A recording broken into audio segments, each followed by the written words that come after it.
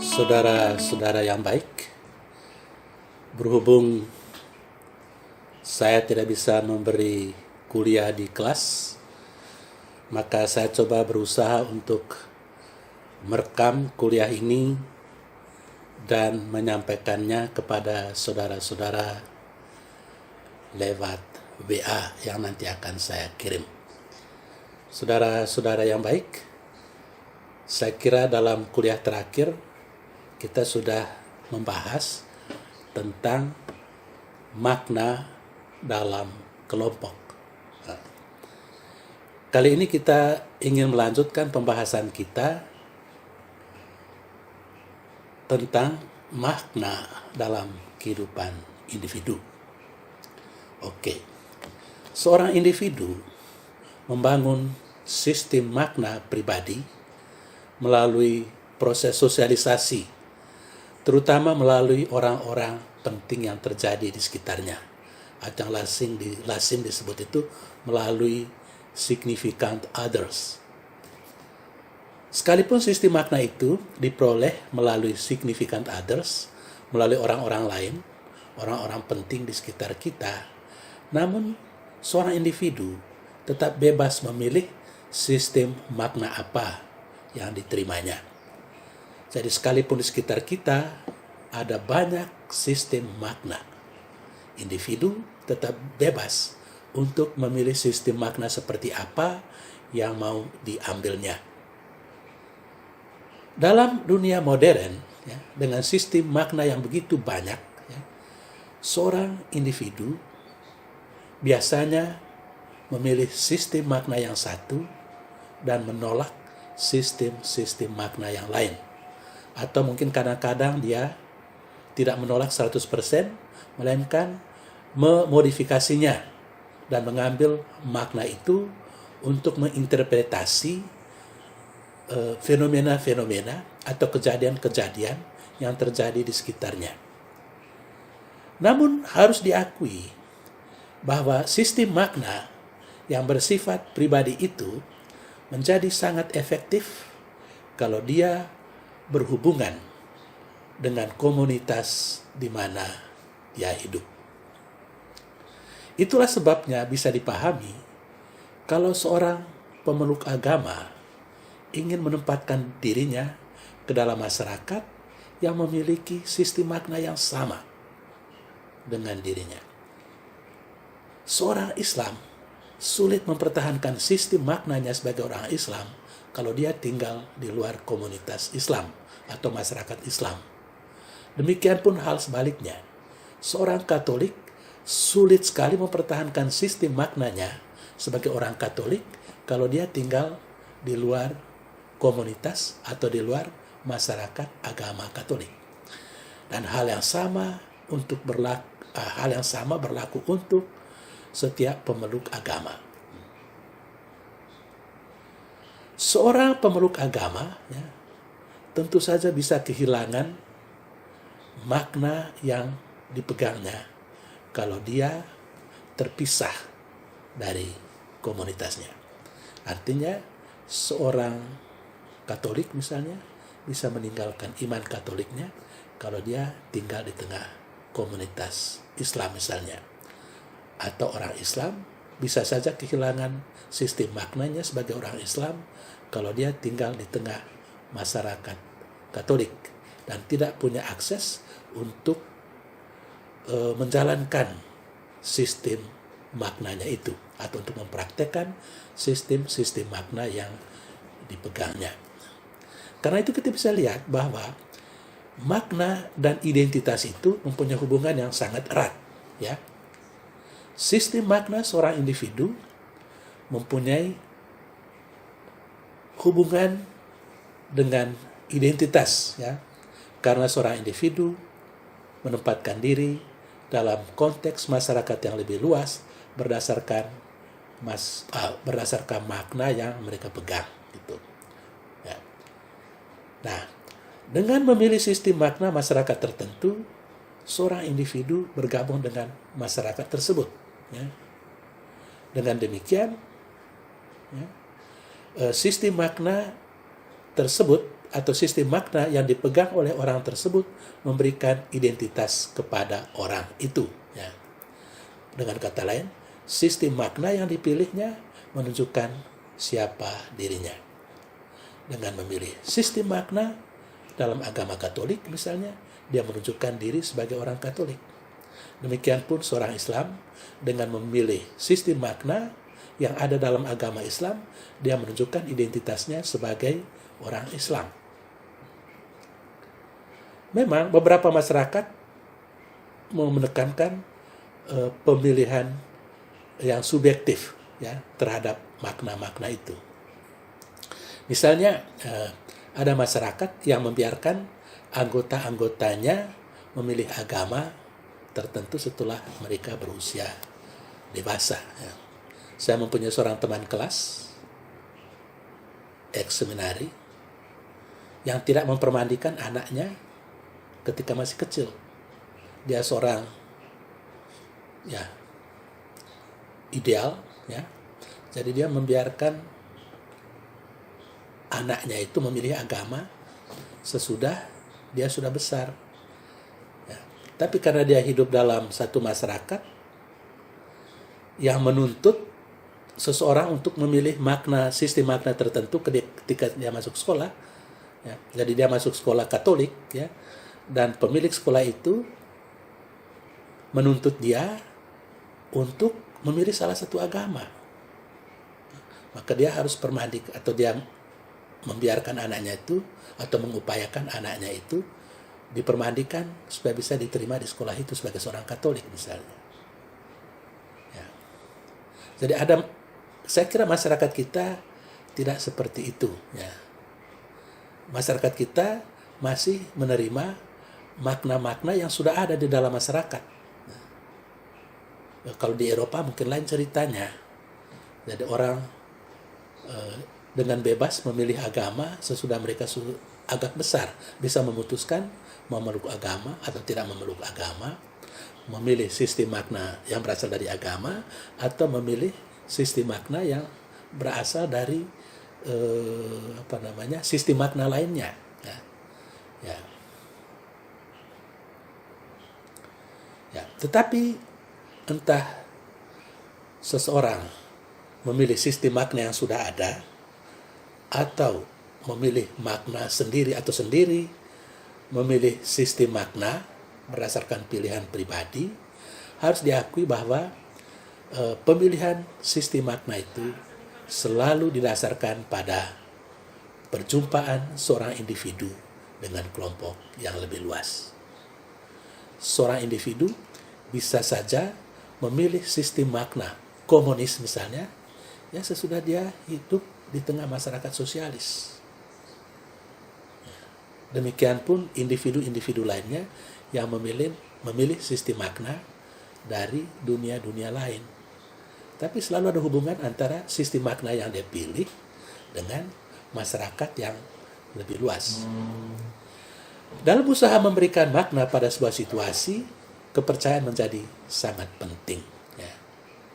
Tetapi kepercayaan yang dimaksudkan di sini lebih luas daripada rumusan-rumusan formal kepercayaan yang ada di dalam kredo misalnya.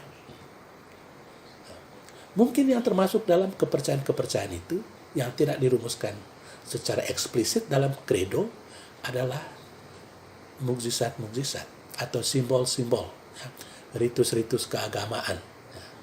Hal-hal seperti itu dapat memperkuat sistem makna. Ya. Tetapi harus diakui bahwa pemberian makna kepada sebuah pengalaman merupakan suatu proses yang dipengaruhi oleh interaksi dengan orang-orang lain. Artinya kita menerima makna melalui interaksi dengan orang-orang lain. Dari interaksi dengan orang-orang lain itu yang memberikan kepada kita atau memasukkan kepada kita nilai-nilai apa yang akan kita anut. Ya. Selanjutnya, sistem makna itu menginformasikan kepada individu-individu, ya, nilai-nilai, ya, norma-norma dari kelompok yang lebih luas, ya, melalui bermacam-macam cara, terutama melalui proses yang kita sebut itu proses sosialisasi. Ya. Oke, contoh, ya, ada pernyataan yang kita terima dari kelompok yang lebih luas bahwa orang sabar diberkati Tuhan, sementara orang jahat akan dihukum. Ya. Atau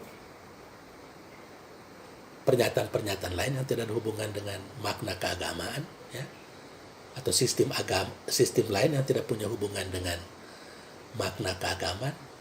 Misalnya, kenakalan remaja disebabkan karena banyak ibu yang bekerja di luar rumah. Nah, sekalipun pernyataan-pernyataan tersebut di atas, ya, belum tentu disetujui atau diterima oleh semua orang, ya, tetapi pernyataan-pernyataan tersebut telah berusaha untuk menafsirkan peristiwa-peristiwa dan menjadi norma tingkah laku yang bersifat umum. Orang sabar akan diberkati oleh Tuhan, sedangkan orang yang jahat akan dihukum oleh Tuhan. Sekalipun itu belum tentu terbukti kebenarannya, ya, tapi orang telah menggunakan itu sebagai pedoman-pedoman bertingkah laku. Karena itu, ya, sistem makna yang kita pegang di dalam dirinya juga mengandung norma-norma, mengandung penilaian-penilaian atas tingkah laku seseorang. Dan berdasarkan nilai-nilai itu, berdasarkan norma-norma itu, ya, dia bisa menilai diri sendiri, bisa menilai orang lain, ya, baik atau jahat, ya, sukses atau gagal, berdasarkan kerangka referensi yang sudah ada di dalam masyarakat yang lebih luas. Dengan semua sistem makna, ya, seorang individu bisa mengevaluasi perbuatannya, ya, entah pada masa lalu, mengevaluasi tingkah laku atau perbuatannya pada masa lampau, dan kemudian dia juga bisa memberikan motivasi kepada dirinya sendiri untuk bisa berbuat sesuatu yang lebih baik di masa depan. Ya. Nah, kemampuan untuk memberi makna kepada pengalaman-pengalaman atau peristiwa-peristiwa dalam hidup seseorang memberikan motivasi kepada individu-individu untuk mengambil tindakan tertentu. Ya. Dalam agama Hindu misalnya, ya, interpretasi atas sistem kasta membuat orang bertahan dalam sistem kasta itu. Sekalipun sistem kasta itu barangkali tidak adil. Tapi karena ada kepercayaan yang mengatakan bahwa kalau dia tidak hidup menurut sistem kasta tersebut, maka dalam hidup yang akan datang, dalam reinkarnasi, ya, dia akan turun ke kasta yang lebih rendah atau bahkan menjadi makhluk yang lebih rendah. Karena itu orang harus tetap bertahan dalam kasta itu, sekalipun ada banyak ketidakadilan di dalam kasta itu. Nah, dengan menghubungkan kehidupan sehari-hari, ya, dengan kekuatan transcendental, ya, maka agama menjadi satu alat yang efektif untuk memberikan motivasi kepada individu-individu, ya, guna berpartisipasi dalam kehidupan masyarakat yang lebih luas. Ya. Ya. Ya, itu. Nah, jadi karena individu atau pribadi-pribadi, ya, menginterpretasi atau percaya bahwa sistem makna yang ada itu berasal dari kekuatan supernatural, dari wujud tertinggi dengan hukuman. Kalau mereka tidak melakukan hal-hal itu, maka individu-individu didorong untuk mematuhi sistem makna dalam bentuk nilai-nilai atau norma-norma yang ada di dalam masyarakat. Nah, selanjutnya kita bisa lihat bahwa sistem makna yang ada dalam masyarakat itu merupakan salah satu bentuk legitimasi yang paling penting baik bagi seorang individu maupun bagi kelompok, ya, dalam mengevaluasi bagaimana orang harus bertingkah laku, entah sebagai pribadi maupun sebagai kelompok. Ya. Dalam bertingkah laku, dengan kata lain, dalam bertingkah laku, orang selalu memperhitungkan apa yang dikatakan oleh agama, ya, yang telah berfungsi sebagai katakanlah semacam alat untuk melegitimasi, ya, legitimasi. Ya.